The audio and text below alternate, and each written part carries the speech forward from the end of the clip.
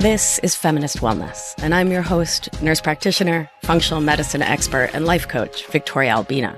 I'll show you how to get unstuck, drop the anxiety, perfectionism, and codependency so you can live from your beautiful heart. Welcome, my love. Let's get started. Hello, my love. I hope this finds you doing so well. The other day in Anchored, we had just the most epic coaching call. I'd say all our calls are pretty epic because we go deep. That's my thing. I like to deep dive. I like to bring all my somatic experiencing in sensory motor psychotherapy as a coach training and all my years of training and experience and coaching to bear on these calls so that my clients can really feel like each and every week of the 6 months in Anchored is life-changing. It's so beautiful. It's so amazing. It's so inspiring to watch the folks in Anchored grow. And so I wanted to share a recent call because it's really beautiful to see the power of coaching in action, or I guess it's a podcast, right? So to hear it in action, because so many of us don't know what coaching is like. Before I got coached and became a coach, I didn't get it. I didn't know what it was like. And I had some trepidation about it because, our brains are built to question and be nervous about things we don't know about or understand. So I wanted to offer you an opportunity to see the back end of Anchored, to really dive in and experience it for yourself. So with the direct, specific, and explicit consent of these 3 members of the Anchored family, my little sailors on the sea of life, I am sharing this call with you. And I hope that it's supportive. I hope it's inspiring. I found it really inspiring, and I hope you do too. So, without further ado, here we go. Anchored family. Hello. Let's take a moment and drop in. So just take a little moment to come into presence. So either closing your beautiful eyes or simply lowering your gaze. We'll allow ourselves a moment to attune to our breath. A moment to come home to ourselves in the midst of our day. You'll notice I didn't say a busy day, a hurried day, or a relaxed and chill day. You can step out of the duality of labeling and just allow. Just allow. Attuning to our breath, our heart rate. Asking my perennially favorite question, where are my feet? And now I'll invite you to bring to presence the shape of your heart. What is the shape of your heart? Is it smooth? Is it jagged? Is it hot and squirming, cold and collapsed? What is the shape of your heart today? So just being present with it, feeling into it, pausing before you assign it meaning. Just connecting inwardly.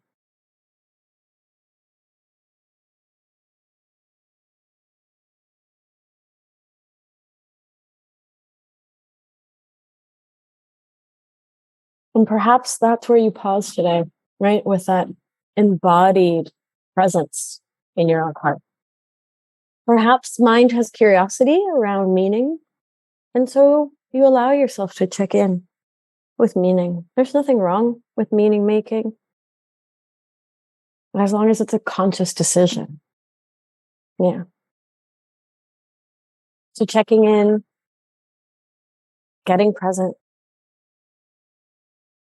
exploring the edges of your heart, and giving yourself whatever tenderoni you might want and need today. Whatever sweet love, whatever affirmation, validation, softness, care, compassion you may need today.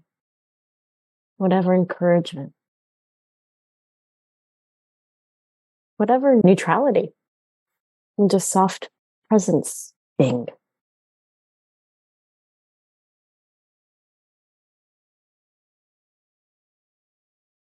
And when you're ready, in your own perfect time, thanking your body, thanking your mind, thanking your heart, and either lifting your gaze or opening up those beautiful eyes and coming back I love bears.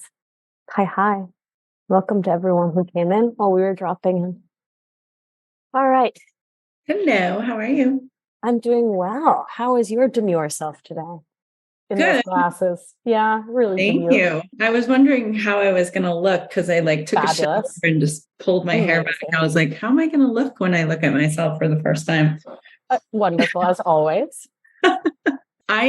This is not what I want coaching on, but Genevieve graduates next week and it's like a very busy week. So I'm just kind of I could tell I'm a little bit stressed, going through lots of work motions and preparing myself for a couple emotional weeks. Family's going to be visiting, all sorts of stuff's going to be happening in the next 10 days. So it's going to be a biggie. So what I wanted to get coaching on is because I feel like I need more help because I'm having this almost a dissociative experience, how I'm approaching dating. And how I'm experiencing it is that it's very easy for me to create connection with people. And I'm trying to choose people on different criteria than I'm attracted to them or not. Okay. And so I'm finding it a little bit confusing. I'm having this experience where it's I'm confused whether it's a yes. It's this it's definitely not a no. I'm sure that I'm not doing something that's not okay with me. I have this kind of I feel so much of, I think there's some messed up norms in there of a lot of your life is around this pursuit of getting male attention. And I can see that, I like to be wanted. And there's something about that I enjoy being wanted. And then there's some confusion in well, do I want you? Or am I just kind of enjoying that you want me? And I don't not want you, but I'm also not that excited about you either. And I'm kind of leaving some interactions with this feeling of was that a yes or was that a go along with? So I think we back it up. Mm-hmm. I'm no longer confused about that because I'm not looking to fill my cup externally as much anymore. Right. And in this case, it's well, I'm specifically talking about physically here. I'm not not turned on. My body is not I don't want to do this, but I'm also not hell yes, I want to do this next thing. And then I leave the interaction kind of would I have rather have stopped 10 minutes ago? Did I want to go forward? Was I afraid to say, I have this strange, disassociative feeling where I'm what just happened for the last 10 minutes? And where was I? Right. Where I feel a tiny bit disconnected and a little in this space, I'm not fully in myself and in my body, Right. And things are kind of just happening. And I'm not fully in my power or in a way that I'm not in other places in my life. Are you actually dissociating? Well, I'd say the only time that this is happening is when I'm newly dating someone, newly getting to know someone. Yeah. Yeah. It's there's something about, I'll notice and I'm well, I'm not into this. So let's see what happens. And then later on, I'm I wish we would have, cut that off 10 minutes earlier. We were rushing. I had to go somewhere. That's not how I would have wanted to do that. Which then I can't tell that a judgment of, it's I'm getting in this really kind of confused space. And I've tried to meditate about it. I've tried to kind of get more clarity. And I feel like I'm in this strange, disembodied space about this that I'm just not clear. And it only in the newly dating, newly getting to know someone space newly getting physical with someone's space that I'm like, well, I'm not into this. Let's see. But you're not into it. Yeah, it's definitely not like a hard yes. Like, I'm just clear it's not a hard no. Yeah. Which, like, 3 cheers for that, right? That, like, you can feel when it is a hard no. Like, that's huge. Right. Right? That you now have that wisdom, you have connection with that wisdom that says what a hard yes and hard no is. And it makes sense that sort of discerning into the gray is the next place for work, right? Right. That makes sense. Right. So just to pause there, right? Like, cool. Like, I get why you're paused. Right. Yeah. Okay. Yeah. Yeah. So feeling into that gray. So you said it's only when you're newly dating someone. So what about when you've been with someone for a while? I feel like when I've been with someone for a while, I'm much more confident. I feel a lot more like I'm owning, my sexual desires, my sexuality, what I like, what I don't like. And I've made so much progress in that space. Yeah. So I think that's part of what's a little bit confusing, is because I'll leave this interaction like, it feels a little bit like this regression of just like going along with something when you were kind of like, well, it felt like teenage middle school making out that was kind of like, like, what was I doing right there? Like, nothing about that felt like empowered or anything. And then, like I said, I can't tell if that's like thought work where I'm judging something versus there really was a moment of, if I was being kind of in my body and I wasn't worried about kind of like, oh, I like that this person is desiring me. And even though at this moment I would like to stop, I'm prioritizing that I like their desire more than I'm prioritizing my desire to say, hey, we only have 10 more minutes. So let's stop right here because I got to go. How old is the part of you that keeps you from speaking up? I mean, because I said teenage makeout session, I think it's like a teenage part of me that's like, oh, you got here, you got their attention, like, don't lose it. Right. Is it possible to get in touch with that teenage version of you? I think so. Yeah. Let's see what that's like. See if you can get in touch with her right now. Oh, gosh. Oh, yeah?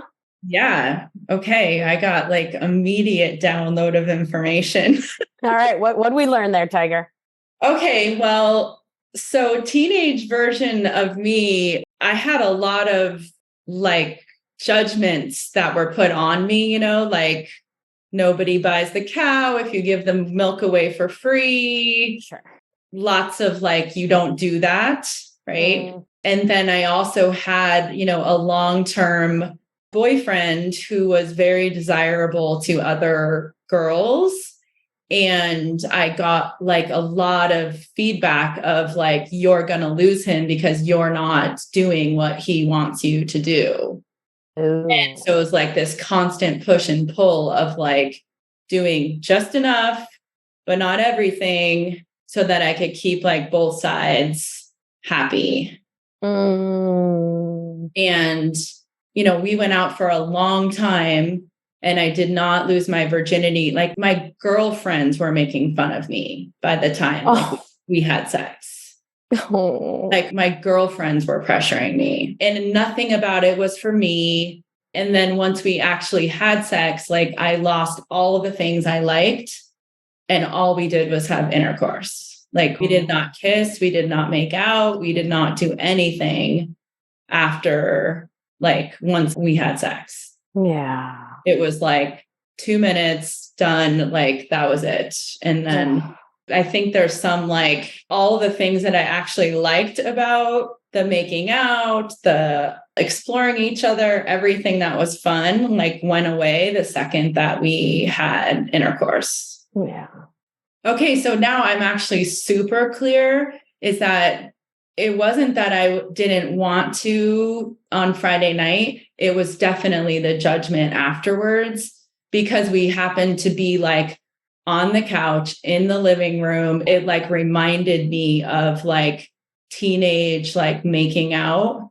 it's kind of like bringing back more of this experience of like I really can feel the connection of like teenage, I was doing something wrong, I'm going to get in trouble. Like, like it was something dirty and wrong. And like, we're rushing because we're going to get caught because we're doing something we're not supposed to be doing versus we are two adults, doing whatever we wanted to do. And we chose to take advantage of the 10 extra minutes we had versus like we're rushing. So like I can really see now that it was the after judgment and like the feelings that it brought up. Not that I disassociated in the moment, because I actually did stop a few times, was like, whoof, and then chose like, we have 5 more minutes. Where does that agency, that choosing, where do you feel that in your body? I mean, it's like totally like it's kind of integrated in here versus like, when I felt that teenage thing, it was like this shame thing where my shoulders kind of came in and my head was kind of down and forward, like shameful. And the choosing is kind of this, like, I'm open. I've like taken a breath. Yeah. My lungs are open and it's like, it's an actual, like a choice. Yeah. Yeah. Open heart choice. Yeah. Yeah. Yeah. It's not like all constricted versus like this, like shoulders closed type of thing. Like a collapsed, contracted posture, the teenage one. Yeah. And for sure, like there was some old story of like, he's going to judge you because of like, how you let someone, if you don't make them go through all these hoops of how, then you're going to get judged this certain way. That just definitely became clear that was part of the concern that was in my mind. Is that concern also in your body? No, it's just really in my head. Okay. It's a thought that doesn't serve me, it's not anymore. Yeah, for sure. Thank you, Grandma Rauscher. Thanks for that thought. Yeah. Thank you for that. So I'm curious then what that teenage you might need so that she can shift her posture from that collapsed to the expansive. I see you when you're moving into that agency in your chest, like at heart center, you're expanding. And I'm wondering what we could do for her, what you could show her, tell her. Yeah. Well, it seems important that teenage me, like I've never really thought about this before, but it kind of seems important that teenage me like hears that it was like okay that she wanted to wait, Yeah. Okay, that's like there's the message I'm hearing is like you're not going to lose what was meant for you. Like you don't have to do anything to keep anyone. Yeah. And if, you're not going to lose what was meant for you. Message seems more than just about sex, Right. And just kind of remembering like how much I've learned about just, asking for what I want, receiving what I want, like that. I've just learned a lot about that and that I have the ability to do that in a way that I didn't have.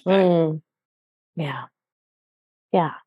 How does she feel hearing this message, this wisdom from adult you? I mean, definitely like really at ease. Like when I was like, I think I get in touch with teenage me, like I had this immediate feeling of like, oh, fuck, like shit. Wow. That was more than I expected. Like more freak out than I expected. And now just kind of like, oh yeah. Yeah. Like we can be integrated with each other. Right. And we can kind of coexist as an evolution of one another. Oof. We can coexist as an evolution of one another. Yeah. Beautiful. And I love what I'm hearing in there is you really extolling her virtues, right? Like you're not negating right? You're not like, ew, shut up, kid. Right? You're like, yeah, we're just evolving together. We're walking each other home, right? Throw a little Ram Dass in there whenever possible. And so I'm wondering then to sort of shift the map in your physiology. When you see her, are her shoulders still rounded? Is she in that slumped shame posture still? I see that less because I feel like validating that she knew that she wasn't ready back then is actually really empowering for her. Right on. Because like, honestly, when I had sex, it shifted a power dynamic with like this person that set like a whole bunch of shit in motion that was not good. And there was an intuition that like I was not ready for that.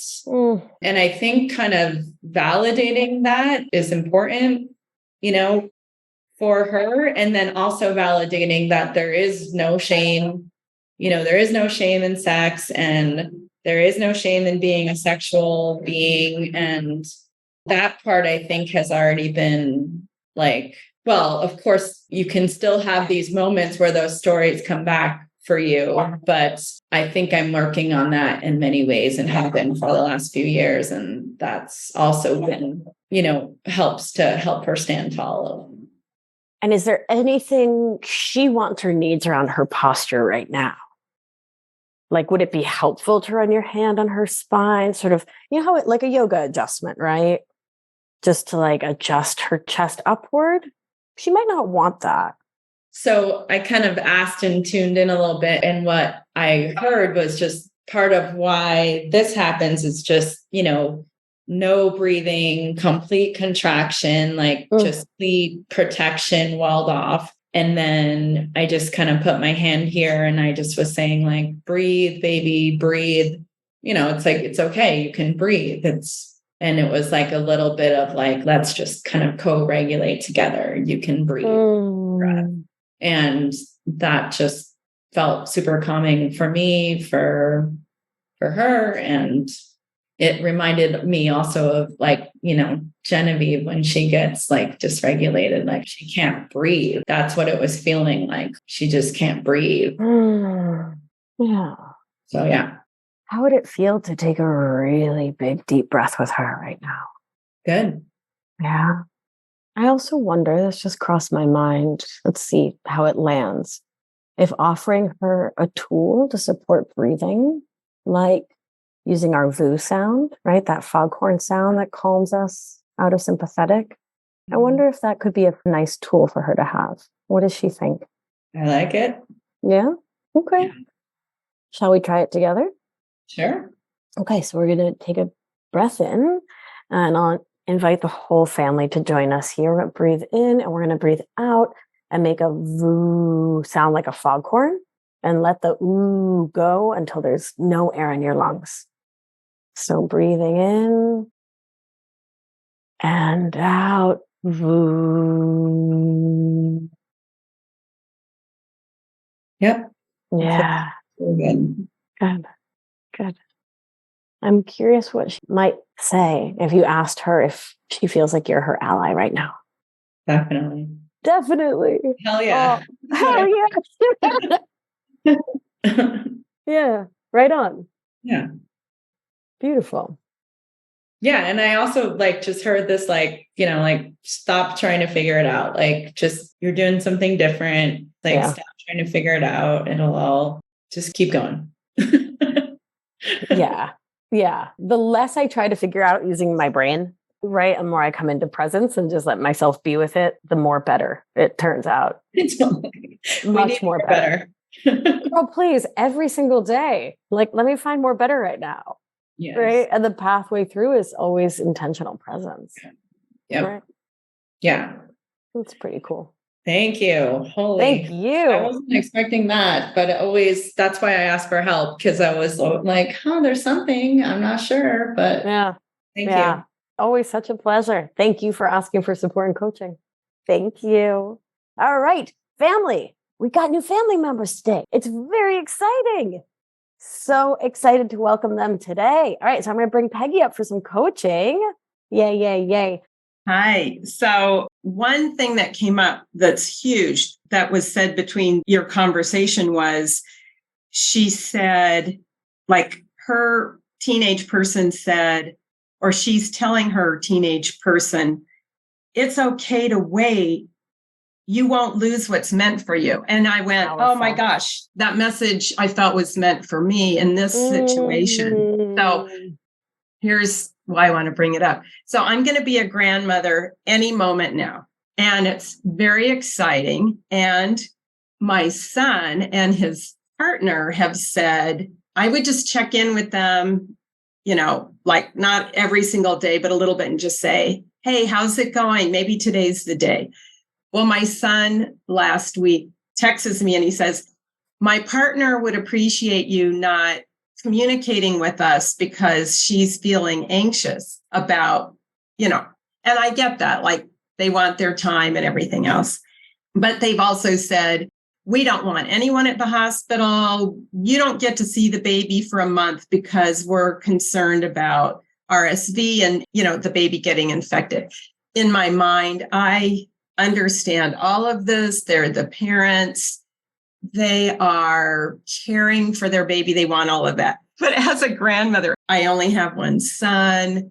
I think to kind of get to the issue is what inner child part of me is feeling that I'm going to lose him, like something's being taken away from me. And I'm not sure what age person is having that feeling. Maybe that's what we can explore here. That feels like something is going to be a loss, a grief. And I love that message that I'm not going to lose anything here. I'm not being pushed away or rejected. It feels like it, like there is an inner part of me that feels rejected. Yeah. My adult me feels like, come on, they have good reasons, really good reasons. Yeah. But it's like, who is that in there that's feeling upset about this? Let's find out. So I'll invite you to close your beautiful eyes or simply lower your gaze. Okay. You know what to do, beauty. You know exactly how to drop right in. And before we go there, would you actually tell me your 3 favorite things about kayaking? Oh my God. Oh, yes. I've been doing a lot of kayaking over the last few days also. There is this amazing relationship and trust that can happen with your body when you're on the water, like it's your body in your boat and your paddle become one with the environment, and you trust yourself and the water and the environment. You just become one, and then you have this experience together. And the difficulty is you can be going down this rapid and the water's boiling. You and your boat are doing this, and it's like this, and you're like, I can drown. You can get hit. You can get thrown out. Wow. But when you practice doing the things, it's like someone who rides a horse. If you've ever seen someone riding a horse that loves being on a horse, they're one with the horse. It's like that. It's like being one with everything. And it's the most beautiful feeling in the world. And one thing that happened to me over the weekend is I'm in a class, a Whitewater 2 class. So we're being challenged to do all of this. I went through this really big hole. My kayak went down like this, and I felt myself rolling over. And my body automatically corrected itself, and I stayed upright. Beautiful. And it didn't come from here. It came from your body. So let's pause and let's get out of your mind and come in to that sensation of trust that you just described. Where does that live within you when I say trust? Yeah, where is it? Well, I loved that I came to the somatic practice. That was my glimmer. Like when you were having us go to our glimmer, my glimmer was when I was in that moment of flipping over and I corrected myself, I rebalanced. And then right after that, I held up my paddle and I went, woo! And so I can go there right now. Let's go there. Then let's Okay. go there. Yeah, Peggy. Yeah. Woohoo. Woo. Yeah. Look at that huge smile. Yeah. Your whole body rises up. Yeah. As you step into trust and feel that trust. Yeah. In your chest. Yeah. Yeah. In my belly. Your belly. You just glow. Your whole body is just glowing. Yeah. Yeah. Yeah, holding on to this, the ease with which you stepped into this profound, glowing, glimmering trust that fills your whole body. Holding it close and lightly, I'll invite you to bring into your presence, what does trust tell you about this situation? All will be well, and it's on the path it needs to go and wants to go. Yeah, I can see emotion coming up on your face. Yeah, if there are tears, let them roll. Yeah. Yeah. Let yourself be with them. It's coming up now for you, my love. There was a moment when my son graduated from college, and we were living in Michigan at the time, and he said, Mom, I don't want to live here because I don't want to feel stuck here. And I said, honey, you can pack up your car and you can drive west where your heart desires. And I don't want you to feel like you need to stay here for me because I'm going to be fine. And when I tell that story, I am so much happier for my son than sad for myself, because this is what a mother who wants an independent child. I want my child to grow up to be a man. I want my son wants to be a father. He's talked about being a father since he was in junior high. And he is going to be an amazing dad. And so this loss is just, it's the archetype of the world. This is in every world story. Every culture has this story of a mother needing to let her son become the man he wants to be and needs to be and wants to be. And that's what this is about. And it's bittersweet. It's lovely and it's so painful, but joyous, right? Like, I guess I can trust that. What arises in your body? I can trust that. It's bittersweet. I can trust it. Yeah, baby. It's coming right from my heart, because this is what love feels like for your child. You would give everything for your child, and that's what I'm doing. Oh, sweet Peggy. It's so beautiful. Yeah. Stepping further into trust. Now, every time we turn towards trust, we turn away from stories of separation, right? We turn away from stories that pit us against one another, right? Stories that say he's keeping me from the baby. She's keeping me from the baby, right? They're doing something to me, right? Those stories live in a dualistic framework, right? That's a me against them, right? Taking it personally, right? Right. And that's what's at the core of our emotional outsourcing, right? Like that tit for tat againstness, separation. And we step into trust that allows us to see that, we're all together. We're each just weaving the tapestry of this life together. And they're weaving you quite a little grandbaby. Oh, yeah. This is humanity's story, right? Yeah. But on a personal level. Yeah. Yeah. But also not personal at all. No. Right. So then from that view, does it still serve you to call it a loss, And you may still be in a place where like, yeah, girl, it still feels like a loss. I'm not shifted yet.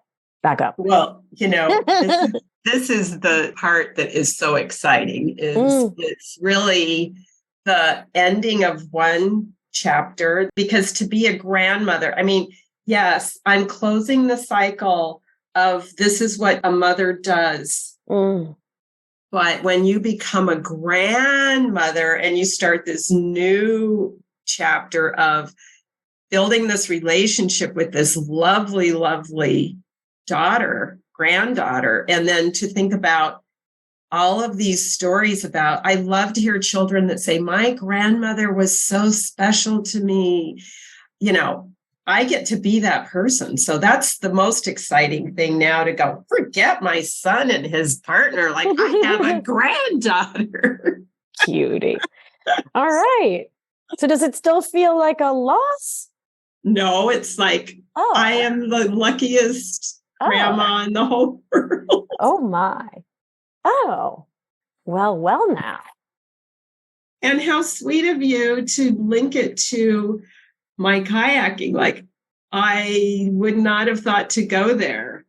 But my job. well done, you. Well done, you. Thank you. I'll be here all week, folks. Happy tears. These are happy tears. Yes. Happy tears. Quite a shift, huh? Yeah. Thank you, Peggy.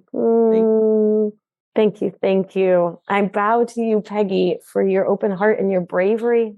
Yeah, the both of yous. We have time if anyone wants a short coaching. Yeah, beautiful. We've got about 10 minutes. I have a hard stop at the hour today. Hi, wonderful. Hi. I have a hard stop at the hour too. So what a delight. So great to be here. And I was just feeling like that. Yeah, that pressure to put out. Yep. You used that language back in high school. You were putting out, and it was awful. And I was having my own flashbacks as she was talking. But that's for another time. But I also feel like I'm going in a very similar space for dating that she was in. So this past weekend, I went to Upper Michigan for my niece's high school graduation.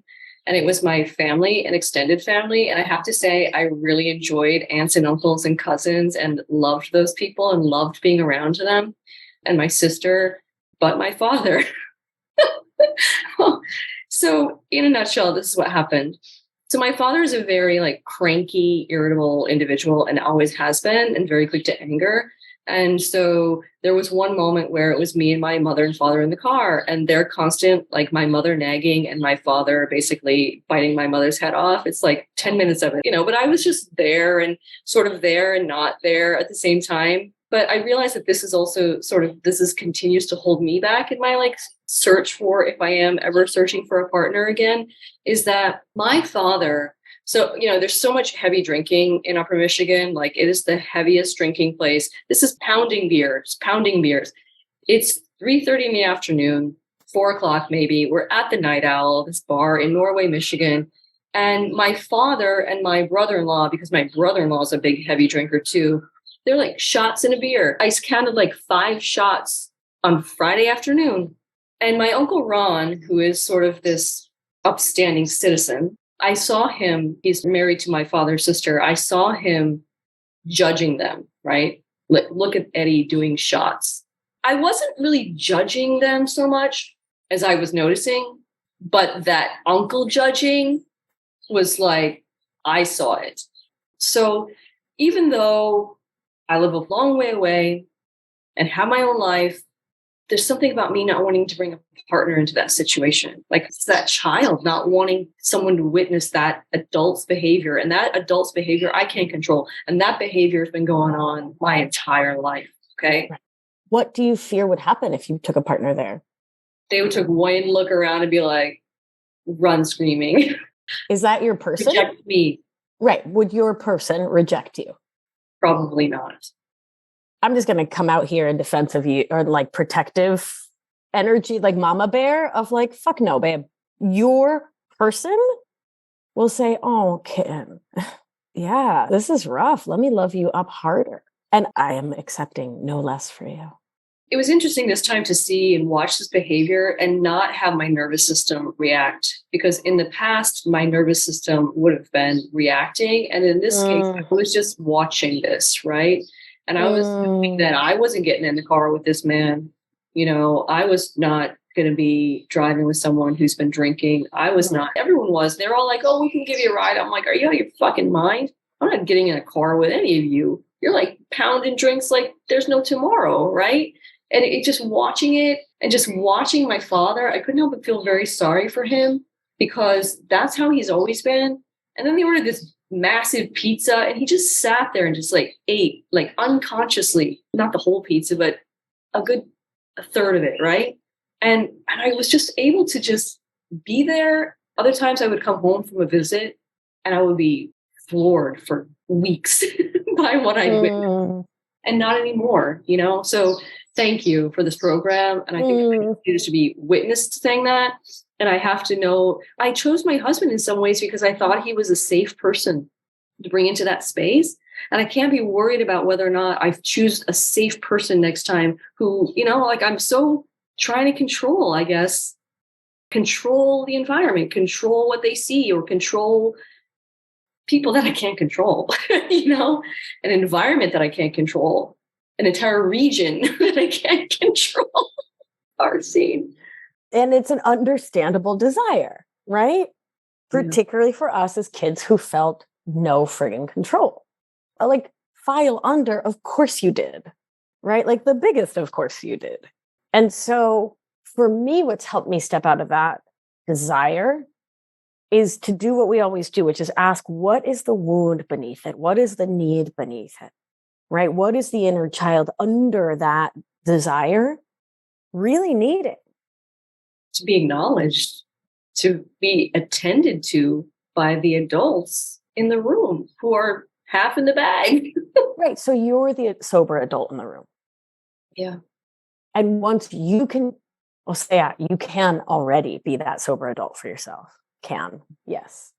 As you continue to practice stepping into that fully, right, and sort of flex those muscles and build that trust, right? It seems like trust is the theme for today, right? You build that trust with those little kids inside. They can look to you and not those half in the bag grown-ups. And from having your own back in that way, then you pick the partner who can co-regulate with you. And that's the magic sauce. That's what's happened in my own life. Instead of looking for others to create a sense of safety for me, I created it for myself so I can co-create with someone else. Thank you. Oh, thank you so much. Thank you for raising your hand and asking to be witnessed and held and attuned to. We are so here for you. Yeah. I know. I love having you here. I'm so glad you're here. Thank you so much for listening. Wasn't that incredible? All three of those women just brought it and did what we do in Anchored, which is they were incredibly vulnerable, open-hearted, direct, and were able to really tap into the depth of their own lived experience. And I want to thank them once again for their vulnerability and openness and for agreeing that I could share this recording with you, with the world, for our collective growth. So thank you to them. Thank you to the entire Anchored family for holding us all up. Thank you to you for listening. And if you want what they're having, you can have it. The next cohort of Anchored starts June 20th. 2023, and it is likely to be the last cohort probably for about a year is what we're thinking. No promise, I'm not saying like nothing's written in stone yet, but I'm working on a lot of other really exciting projects, and so Anchored will be taking a wee hiatus likely. I will be confirming that very soon, but if you want in, if you are ready to join the Anchored family, this is it, my love. This is the when. So head on over to victoriaalbina.com/anchored to apply now to reserve your seat. It is filling up fast. It always sells out each and every time. It is a very, very small group, like in the 20-something, 30 people, because we keep it really intimate. You get a lot of one-on-one time with me, which most coaches, master coaches who run groups like this don't actually coach in their own groups, but I do still, and I'm not judging anyone. I'm just saying, if you want to join a group where you actually get the head coach, that's me. You get me. You get tons of time with me, and I can't wait. I'm really looking forward to meeting you, to welcoming you to the Anchored family, and to working together towards your best and highest good. So check it out. Read more at victoriaalbina.com/anchored. You can apply there, get on a call with me, or we'll talk about the program, get y'all enrolled, and off we go. All right, my darlings, I'm sending you tons of love. Let's do what we do. Gentle hand on your heart should you feel so moved. And remember, you are safe. You are held. You are loved. And when one of us heals, we help heal the world. Be well, my beauty. I'll see you in Anchor, and I'll talk to you soon. If you've been enjoying the show and learning a ton, it's time to apply it with my expert guidance so you can live life with intention without the anxiety, overwhelm, and resentment, so you can get unstuck. You're not going to want to miss the opportunity to join my exclusive intimate group coaching program. So head on over to victoriaalbina.com/masterclass to grab your seat now. See you there. It's going to be a good one.